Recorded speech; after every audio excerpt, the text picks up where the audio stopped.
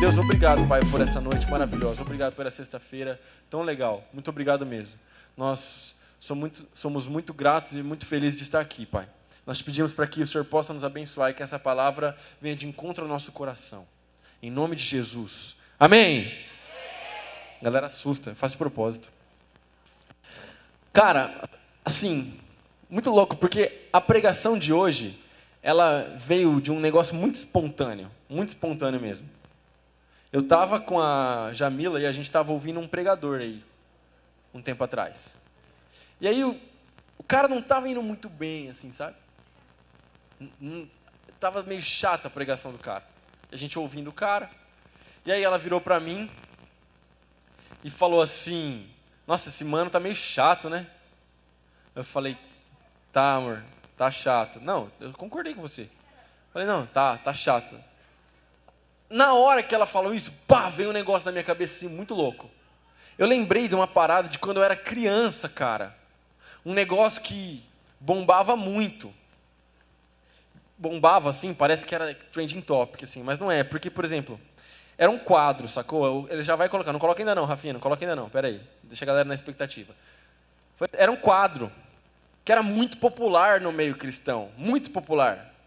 No meio batista, no meio assembleano, muito popular. Você ia na casa das pessoas, as pessoas tinham esse quadro. Na revista da escola dominical, às vezes tinha foto desse quadro. E era um quadro muito louco, porque esse quadro mostrava 2 caminhos. Ele mostrava o caminho para o céu e o caminho para o inferno, baseado naquilo que Jesus falou, que existe um caminho que é estreito e um caminho que é largo. Coloca o quadro aí, Rafinha. É um quadro antigo, então não tem imagem boa do quadro, tá? Não se assuste com aquele olho maçônico ali, tá bom? Esse quadro foi pintado há muito tempo por uma moça alemã, tá? Ela era de uma linha pietista, então tem muita coisa aqui que pode ser controversa nesse quadro. Mas eu quero que você preste atenção. Isso aqui é um negócio que ficou gravado na minha memória. Desse lado direito, você vai ver que existe um caminho que é estreito, certo? Um caminho fininho, apertado, uma galera andando aqui, tem umas igrejas, umas construções, uma fazenda, Jesus, tá vendo? Ó? Uma galera mais séria, com a cara meio de triste, sacou? E essa galera tá andando aqui, indo para o céu. Desse lado aqui, aqui é o céu, tá? Nova Jerusalém ali, aleluia. Desse lado aqui, você vai perceber que tem uma placa escrito bem-vindo. O caminho é largo, o povo está andando, você vê que é um povo mais feliz, tem construções maiores dos 2 lados. Aqui, não sei se dá para ler, mas aqui está escrito cassino, tem até um cassino. Um monte de coisa, assim, tal, a galera indo. E esse caminho largo e divertido está levando as pessoas para o inferno. Eu lembro quando eu era criança, falando isso sério agora, a primeira vez que eu vi esse quadro, eu lembro que a percepção que eu tive foi a seguinte: eu acho que eu quero ir para o inferno. Misericórdia, misericórdia, olha só os crentes. Mas, mano, presta atenção. Eu não queria ser um fazendeiro, sacou? Morar numa barraca. Eu olhava assim e falava: mano, Jesus não pode ser assim, cara. Não dá para Jesus ser chato desse jeito, velho. Jesus é muito mais legal que isso. Toda a diversão está do outro lado. Não dá para eu andar até ali, depois eu pulo. Era uma criança. Na minha cabeça era assim que eu estava pensando. E aí quando a Jamila falou desse negócio do chato, ligou esse botão na minha cabeça e eu lembrei desse negócio do nada. Do nada. Então hoje, a nossa pregação está baseada neste quadro.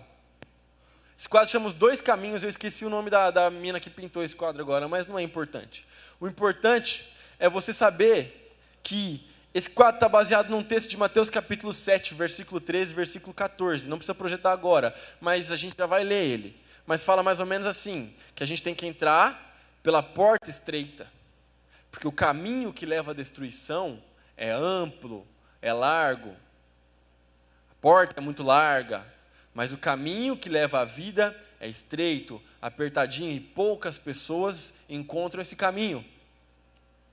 Só que assim, cara, tem muita coisa aqui nesse quadro que está errado. Tem muita coisa aqui nesse quadro que está errado, cara.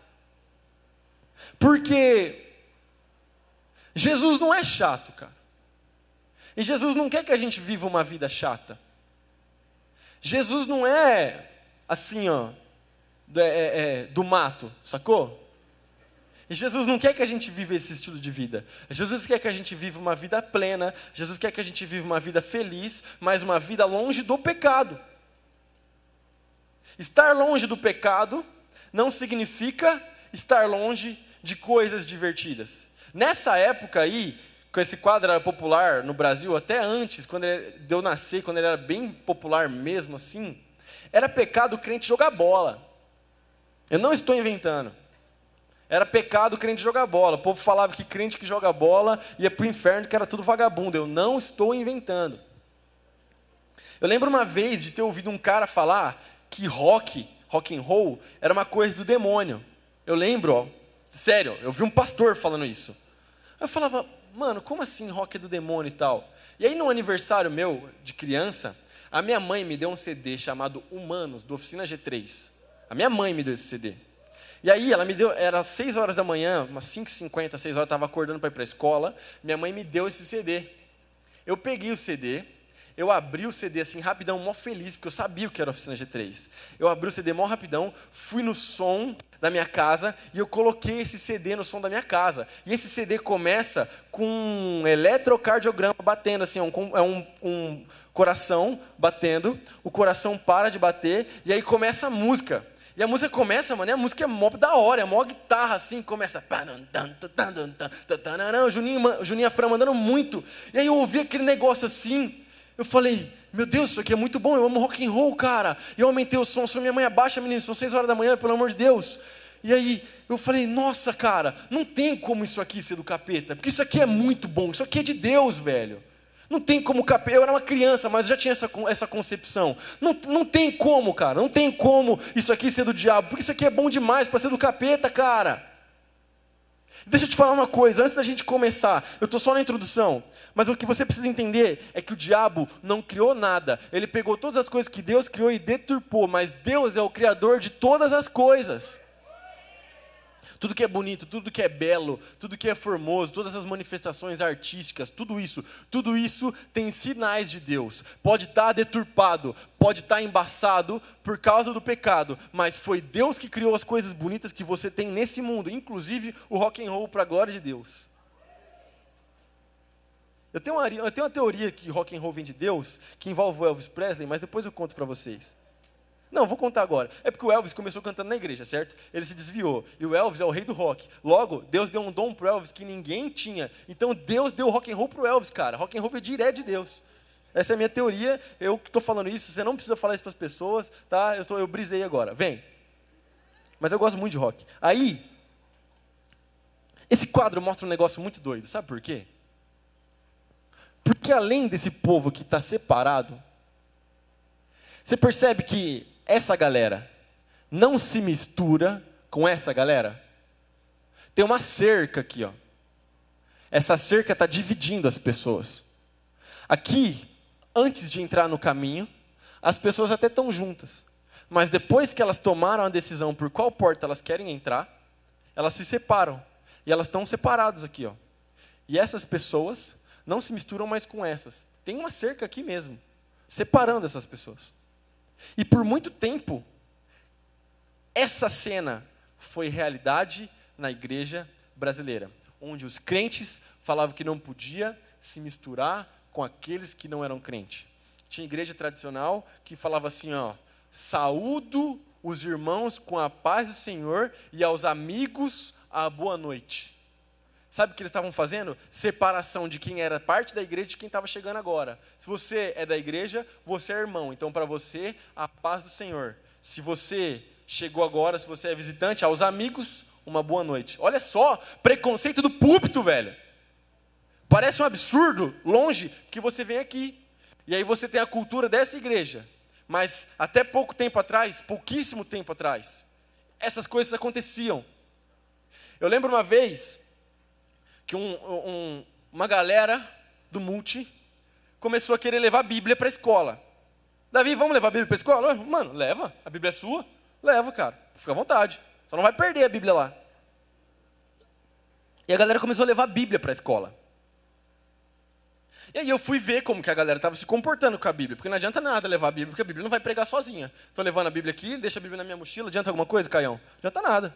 Tinha que pregar, né? E eu fui perguntar para uma galera da sala, como que tá? Como está essa galera que está levando Bíblia aí? Estão fazendo alguma coisa?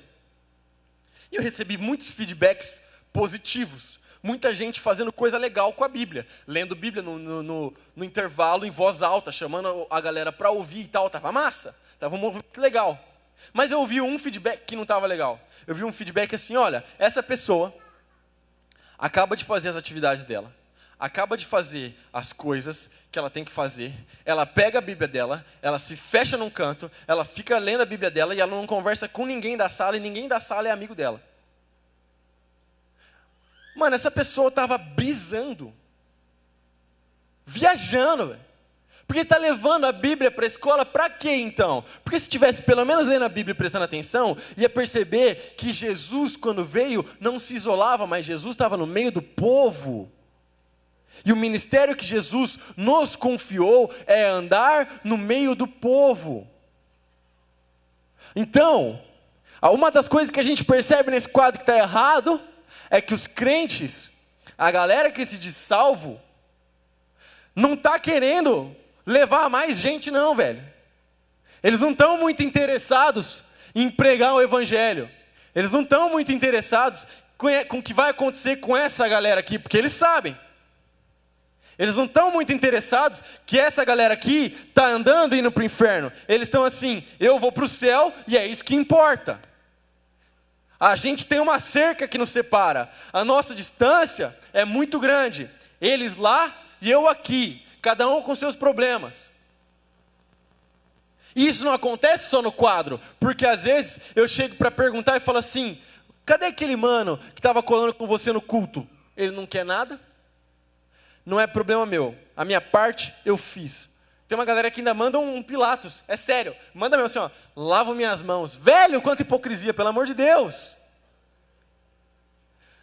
Você foi chamado para estar no meio da sua sala de aula, para estar no meio do seu curso, para estar no meio das pessoas que você conhece, no meio da sua família, sendo luz e pregando o evangelho. Você foi chamado para fazer a diferença, não para viver isso que esse quadro apresenta. Se você gosta de curiosidade, de termo, de um monte de coisa, na teologia a gente chama isso aqui de dualismo. Existe uma dualidade acontecendo aqui.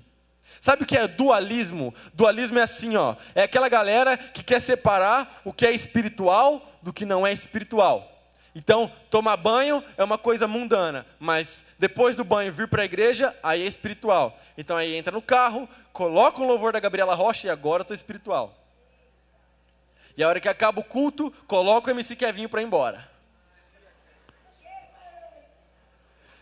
Isso chama-se dualismo. Você está fazendo uma dualidade na tua vida, querendo separar o que é espiritual e o que não é espiritual. Mas a Bíblia fala que tudo que a gente faz tem que ser feito para a glória de Deus. Então todas as tuas atitudes, qualquer coisa que você faça, tudo é espiritual, tudo.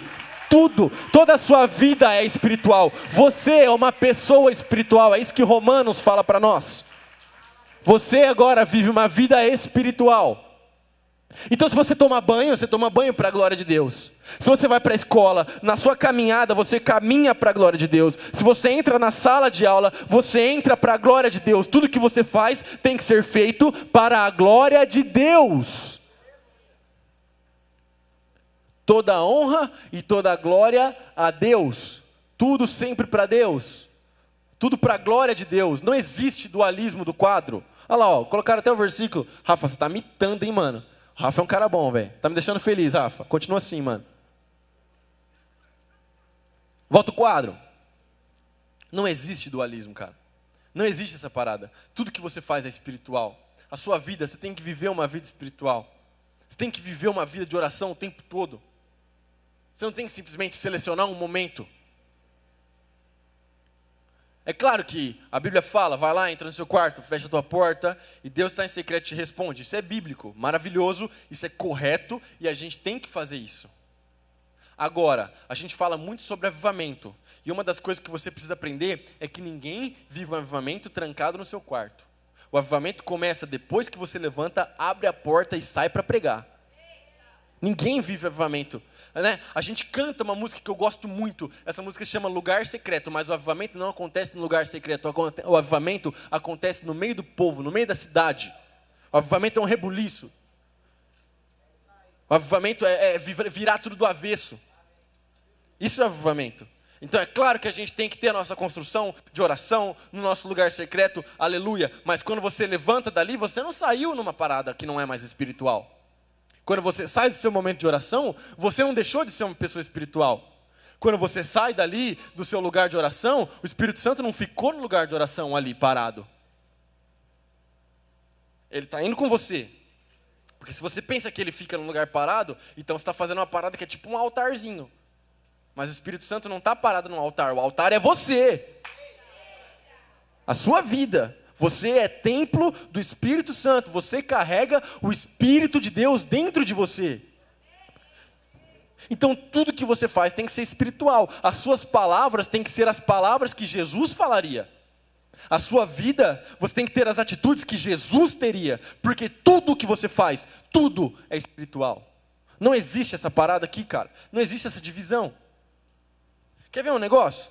Abre a sua Bíblia aí rapidão em João capítulo 17. João capítulo 17. Mano, eu gosto muito desse texto. Eu leio esse texto e eu choro, velho. Na moral mesmo. Eu só não chorei hoje porque eu fiquei com vergonha da minha esposa, mano. Mas aí eu falei pra ela ler. Ela ficou lendo, ela, nossa, é bonito mesmo, né? Aí fica os dois com vergonha de chorar. Mas ela tem menos vergonha que eu. Mas olha que louco, velho. João 17 é Jesus orando antes de ser preso. Ele sabia o que ia acontecer. E aí ele está orando, não só pelos discípulos, pelos 12, mas ele está orando por mim e por você. Olha só que legal. Versículo 11. João 17, 11. Agora deixo este mundo. Eles ficam aqui, mas eu vou para a tua presença. Pai Santo, tu me deste teu nome. Agora protege-os com o poder do teu nome, para que eles estejam unidos, assim como nós estamos. Durante meu tempo aqui com eles, eu os protegi com o poder do nome que me deste. Eu os guardei, de modo que nenhum deles se perdeu, exceto aquele que estava a caminho da destruição, como as Escrituras haviam predito. Isso aqui é o Judas. Agora, eu vou para a tua presença. Enquanto ainda estou no mundo, digo estas coisas, para que eles tenham minha plena alegria em si mesmo. Eu lhes dei tua palavra, e o mundo os odeia, porque eles não são do mundo, como eu também não sou. Mas não peço que os tires do mundo, mas que os protejas do maligno. Eles não são deste mundo, como eu também não sou. Consagra-os na verdade, que é a tua palavra. Assim como tu me enviaste ao mundo, eu os envio ao mundo. E eu me entrego como sacrifício santo por eles, para que sejam consagrados na verdade. Sabe o que Jesus está falando aqui? Sabe o que Jesus está falando aqui? Isso aqui é muito poderoso. Sabe o que Jesus está falando aqui? Jesus está falando assim, ó. Agora é a vez da igreja. Eu estou indo embora. Eu vou fazer o que eu tenho que fazer. Eu vou morrer. Eu vou ressuscitar. E agora é com a igreja. Agora a missão está com a igreja. Eu vim para cá, fiz o que o Pai mandou, estou subindo. E agora eu envio a igreja para o mundo. Para que a igreja seja a luz, para que a igreja faça a diferença. Está prestando atenção? Jesus Cristo me enviou e te enviou para que nós possamos fazer a diferença por onde a gente passar. Então não existe esse negócio de que agora eu sou crente, então eu não me misturo mais com as pessoas. Pelo contrário, Jesus Cristo foi lá e almoçou na casa do Zaqueu, e o Zaqueu era um cara zoado que ninguém gostava, velho. Jesus Cristo foi lá e conversou com a mulher samaritana no poço. Eu estou falando esses textos porque são textos que eu já preguei aqui, mas tem um monte de outros textos que você vai ler na sua Bíblia de Jesus Cristo andando e se misturando com a galera. Tem vezes que Jesus estava andando e tinha tanta gente perto dele que ele não conseguia andar, ele ia esbarrando na galera, de tanta gente que estava em volta de Jesus, porque o ministério de Jesus Cristo era no meio do povo, era no meio da cidade. Jesus Cristo não ficava sentado num monte, parado, meditando, e a galera tinha que vir até ele. Não, Jesus Cristo ia no meio da galera, e Jesus Cristo ia operando milagres e maravilhas, e ele curava leproso, e ninguém gostava de leproso na época, e ele perdoava prostituta, e prostituta na época era apedrejada, e ele fazia um monte de coisa no meio da galera, para todo mundo ver que existe um Deus amoroso que perdoa, que salva e que transforma. E a sua missão hoje continua sendo a mesma missão de Jesus. A sua missão hoje é a mesma. Não é, Davi, mas você pregou Salmo 1 uma vez e fala que bem-aventurado é aquele que não se assenta na roda dos escarnecedores. Claro, a palavra de Deus é completa. É óbvio que existe um limite. Porque senão vai ter uma galera que quer dar uma desperta, né, Maíra? Aí a galera fala assim, não, então, o Davi falou que a gente tem que ir para o meio da galera. Então eu vou pegar minhas amigas aqui e a gente vai ali na pracinha da Endurbe que a gente vai evangelizar. Evangelizar uma ova. Não vem querer dar uma desperta para mim, principalmente também não, que, aí, né, Nilton? Não. Você tem que fazer o que Jesus faria. Você acha que Jesus ia na baladinha? É claro que não. Você acha que Jesus ia na festinha que vai estar todo mundo zoando, todo mundo bebendo escondido do pai? É claro que não. Então se Jesus não iria, você também não vai. Mas isso não significa que você vai virar um alien na sua sala e não vai conversar com ninguém. Existe um equilíbrio aí, existe um limite. Eu vou fazer até onde Jesus Cristo fazia. Então eu vou amar as pessoas, eu vou abraçar as pessoas, eu vou cuidar de quem ninguém quer cuidar, eu vou trocar ideia com quem ninguém quer trocar ideia, eu vou fazer a diferença, eu vou testemunhar, eu vou fazer célula no meu intervalo, eu vou ler a Bíblia em voz alta, eu vou levar minha Bíblia para todo mundo saber que eu sou crente, eu vou postar no meu Instagram que eu sou crente, vou postar versículo no meu Instagram, eu vou declarar para todo mundo que eu sou de Jesus. E não ficar separado. E não ficar simplesmente os crentes de um lado e a galera que não é crente do outro. Sabe que esse foi o maior erro da igreja brasileira? Foi esse dualismo, foi esse quadro. Esse quadro representa um dos maiores erros da igreja brasileira. Porque lá atrás, vou dar só um exemplo, tem vários, mas lá atrás, quando a televisão chegou no Brasil, sabe o que a igreja falava? A igreja falava assim, esse negócio é do demônio. Essa caixinha aí que liga, que aparece as pessoas, esse negócio aí é do capeta. Crente não pode ter TV em casa. A igreja falava isso na época. Aí sabe o que aconteceu? Os anos foram passando e os crentes que entraram na televisão são um bando de picareta que só dá mau testemunho. Se lá atrás, igreja séria tivesse entrado na TV, hoje, provavelmente os cristãos não teriam o filme queimado que tem por aí. Não teria a imagem que as pessoas têm de que crente não se diverte, de que crente é tudo chato, de que pastor é tudo corrupto, um monte de coisa assim. Todas essas coisas acontecem por causa disso aqui. Por causa desse dualismo, por causa desse discurso de que a gente não se mistura. Jesus Cristo te enviou para fazer a diferença, não para você se isolar. Jesus Cristo te enviou para você ganhar a sua família inteira para Jesus. Não porque agora você é crente, e aí o cara, há 15 dias atrás, cometia os mesmos pecados que a família dele. Aí agora que ele se converte, ele se acha no direito de julgar o resto da família que ainda não se converteu. Já viu isso? Tem uma galera que se converte, certo? Aí o cara era mó boca suja, Vitão. Mó boca suja o cara. E aí, ele se converte, para de falar palavrão. Aí depois ele chega, Davi, não dá para ficar lá em casa, velho. A galera fala muito palavrão. Fala, mano, até ontem estava enxigando, agora está zoando a galera. Mano, vai fazer diferença, vai pregar, porque eles também vão fazer isso. Eles também vão ser transformados através do teu testemunho. Então, ao invés de você ficar, nossa, agora eu sou crente, agora eu sou super crente, agora eu sou santão, agora eu sou, nossa, eu estou acima dos caras, porque eu... Não, cara, para com isso. Vamos para o meio do povo, velho. Vamos ganhar a galera para Jesus. Vamos mostrar o amor de Deus. Vamos mostrar quem Jesus é de verdade. Vamos brilhar a luz de Jesus de verdade para as pessoas, para que o mundo saiba quem é Jesus. Sabe por que a maioria das pessoas nega Jesus? Sabe por que a maioria das pessoas fala que não curte Jesus, que não quer vir para a igreja? Porque as pessoas não conhecem a Jesus. É muito simples, porque as pessoas não conhecem Jesus, porque as pessoas não sabem nada de Jesus. Sabe como elas vão saber? Através da sua vida. E aí eu falei que esse quadro está baseado num texto, não é verdade? Então você vai abrir em Mateus capítulo 7, rapidão.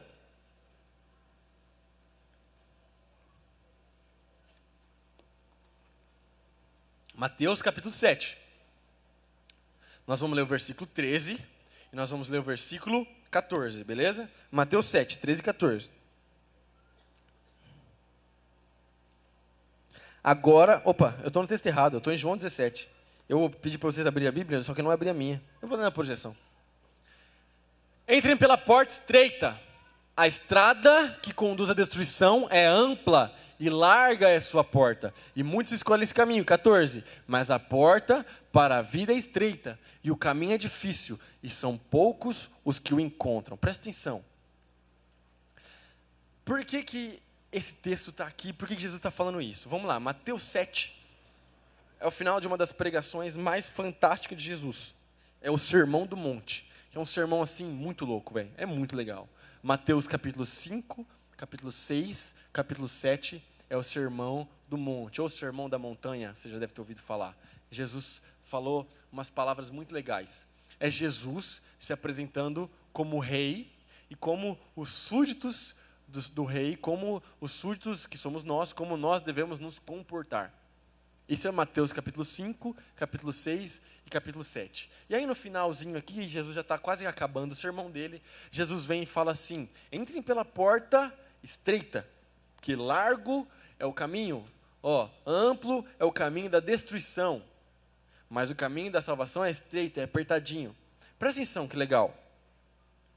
Às vezes, quando você vai ver as pessoas falando sobre caminho estreito e caminho largo, você vai ver muita gente falando que, tipo assim, é o caminho primeiro e depois você chega na porta estreita do céu, entendeu? E aí o céu tem uma portinha bem pequenininha e você passa apertado na portinha do céu e você entrou no céu, depois de ter percorrido todo o caminho. Mas, se você for prestar atenção no texto, é o contrário. Primeiro vem a porta. E depois de ter passado na porta, aí você vai começar a caminhar pelo caminho que é estreito. E por que o caminho para a salvação é estreito? Por que a porta é estreita? É muito simples. Porque seguir a Jesus não é padrão. Seguir a Jesus não é o que todo mundo faz. Você passa pela porta. Beleza, eu decidi então que eu vou seguir a Jesus. Eu quero esse Jesus aí da porta estreita. Beleza, então você passou pela porta. O caminho não vai ser fácil.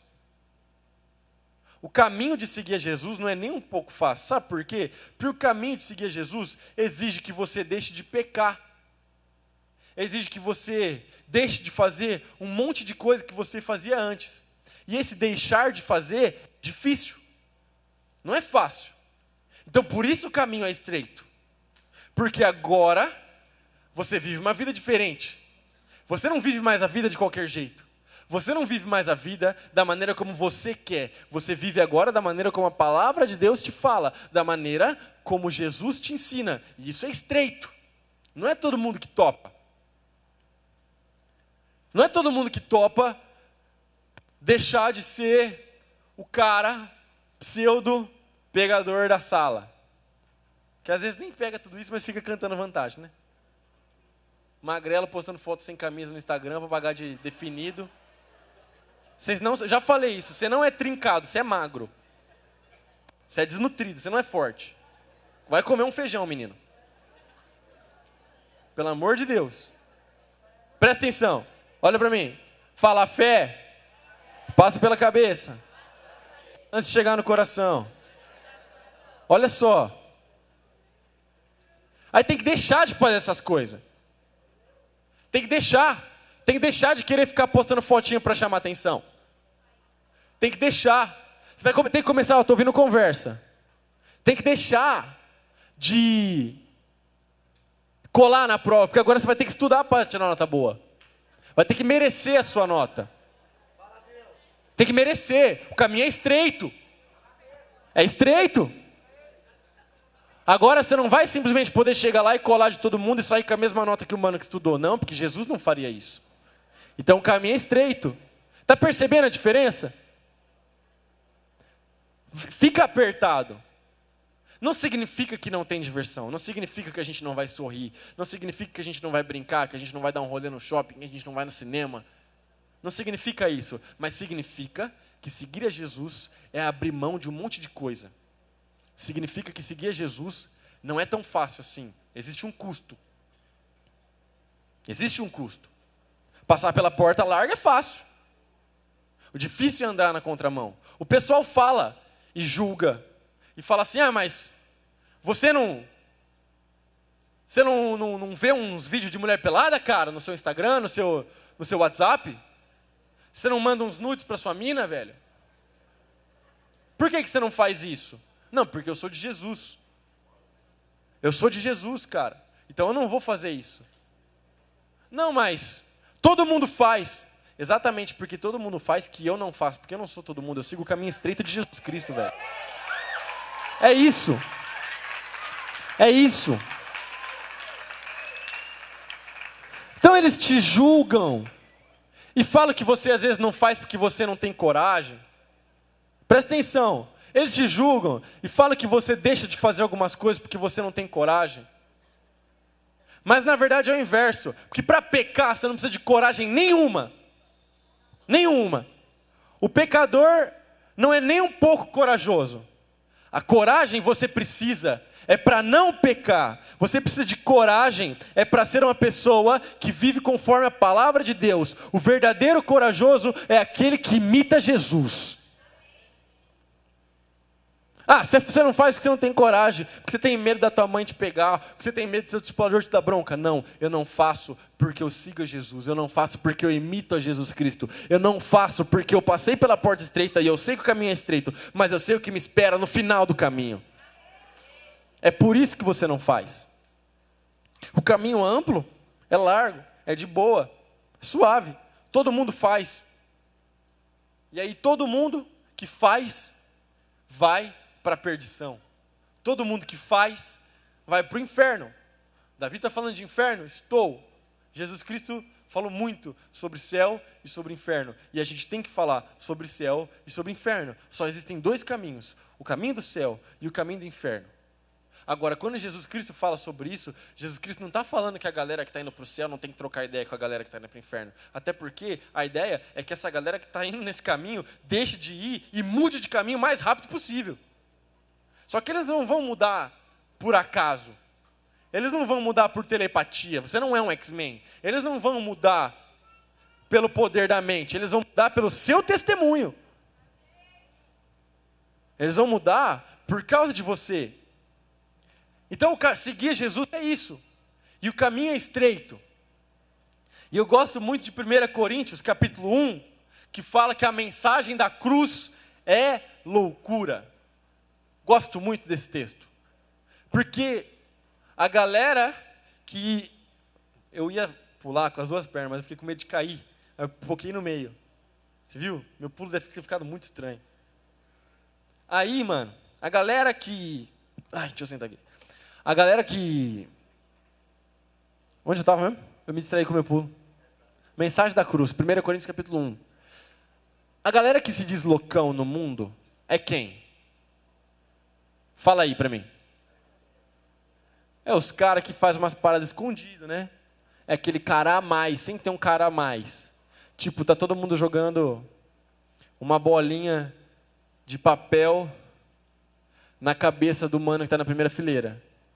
Aí o cara que se diz loucão, ele pega um caderno e arremessa na cabeça do cara. Todo mundo acha engraçado, né? Queria ver se fosse você que levou a cadernada. Aí, esse é o cara que se diz o loucão, o radical da galera, né? Eu sou sem limites, mano. Eu sou diferentão. Eu sei como é, mano. Eu já tentei ser esse cara. Eu sei bem como é, conheço bem esse perfil. E aí, essa é a galera que se diz os loucão, tá ligado? Os diferentão, né? Paga de pá, chega assim, ó, tudo inflado na escola. Se acha, cara. Sabe quem que é o verdadeiro louco mesmo? O verdadeiro doido mesmo? É quem resolve viver para Jesus de maneira radical. Esse é o cara que é o doidão mesmo. Sabe por quê? Porque ele é o cara que vai apartar a briga. Ele é o cara que vai orar pelas pessoas. Ele é o cara que vai estudar, vai tirar nota boa. Ele é um cara que às vezes o pai dele bebe, chega em casa e bate nele. E sabe o que ele faz? Ele pega o pai, cuida do pai, deita o pai na cama, bota o pai para dormir e ainda ora pelo pai. Esse é o cara doido de verdade. Não é o cara que fica reclamando das coisas. e que quer pagar de rebelde sem causa na escola depois por causa das coisas que aconteceram. Não. O doido de verdade mesmo é o cara que vive para Jesus. É o cara que faz a diferença, que respeita as pessoas, que respeita os pais, que respeita os professores, que não fica batendo boca com professora na sala de aula. Esse é o verdadeiro loucão, porque a mensagem do evangelho é loucura. Quantas vezes você não vai ver a galera que começa a vir para a igreja e deixa de fazer um monte de coisa, e a primeira coisa que os amigos do mundo falam é: mano, você está doido? Você está maluco? O que está acontecendo? Você está doidão? E sabe qual que tem que ser a sua resposta? A sua resposta tem que ser: sim, eu estou muito doido, eu estou doido por Jesus e você vai ficar também, anda comigo, velho.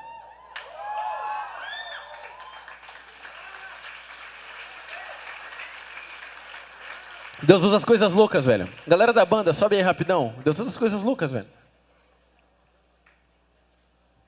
Deus quer usar você, cara. Deus quer usar a sua vida. Deus quer usar as coisas que você tem na mão. É muito louco. Deus quer usar as ferramentas que Ele já te deu. Presta atenção em mim, olha para cá. Deus já te deu um monte de ferramenta, um monte de coisa. Eu não me lembro se eu já preguei isso aqui, mas eu acho que já. Quando Moisés foi chamado, eu já preguei essa parada, né? Que ele estava com um cajado de madeira na mão. Já preguei, né? Estava com um cajado de madeira na mão. Mas eu vou falar, eu comecei, agora eu vou falar. Ele estava com um cajado de madeira na mão. Mas sabe o que é legal? Deus fala para ele assim: joga no chão. E ele pega o cajado e joga no chão. E esse cajado do Moisés vira uma cobra. E aí eu imagino que ele estava no deserto.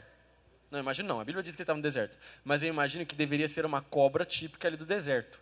E o Rafael é biólogo, então ele sabe disso melhor do que eu. O Luan também é biólogo. As cobras venenosas do deserto são zica. É aquelas que pica e mata, tipo, em horas, né, mano? Né? Tipo a víbora, assim, umas paradas assim, mamba negra, né, mano? As cobras embaçadas. E aí Deus fala para o Moisés assim: pega a cobra pela cauda. E aí o Moisés está vendo aquela cobra ali, velho. E ele fala assim: vou pegar esse bagulho pela cauda, mano. Esse negócio vai me picar, mano. Mas ele vai e pega. E sabe o que acontece na hora que ele pega? A cobra vira madeira de novo, mano. Você vai falar que um bagulho desse não é loucura? Se eu tô aqui e jogo um pedaço de madeira no chão e o bagulho vira uma cobra, eu sou o primeiro que corre. Você é louco? Vou ficar aqui, mano. Tá tirando? O Niltinho mata o bicho lá, velho. O bagulho é loucura, mano. Mas Deus usa as coisas loucas. Deus usa um pedaço de madeira para confundir o faraó, velho. Deus usou um pedaço de madeira para libertar o povo do Egito, porque foi através daquele pedaço de madeira que eles fizeram um monte de milagre. Batia o negócio na água e a água virava sangue.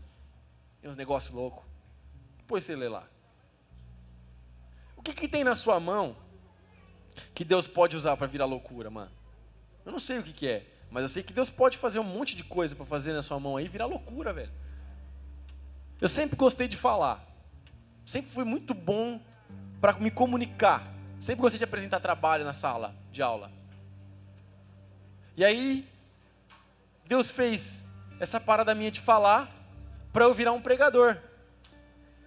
Às vezes você não gosta de falar em púlpito, de falar em público, mas não tem problema. Porque às vezes você gosta, sei lá, de desenhar, mano.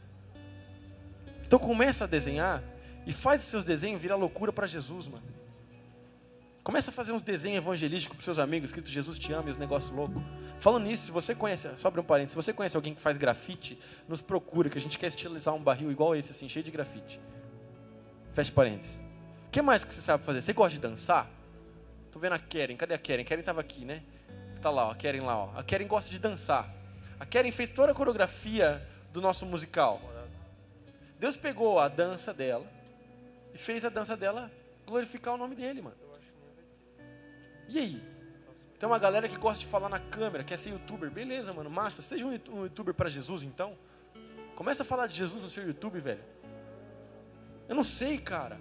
Tem uma galera que gosta de computador, vai desenhar aplicativo. Então vai, mano. Seja um desenvolvedor de aplicativo, mas faz isso para Jesus, mano.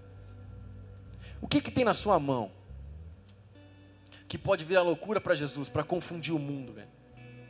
O que é que Deus te deu Porque eu tenho certeza, Deus não me deu nada. Deus deu sim, cara. Ele deu sim. Deus deu um monte de coisa, um monte de talento para todo mundo. Fica de pé no seu lugar.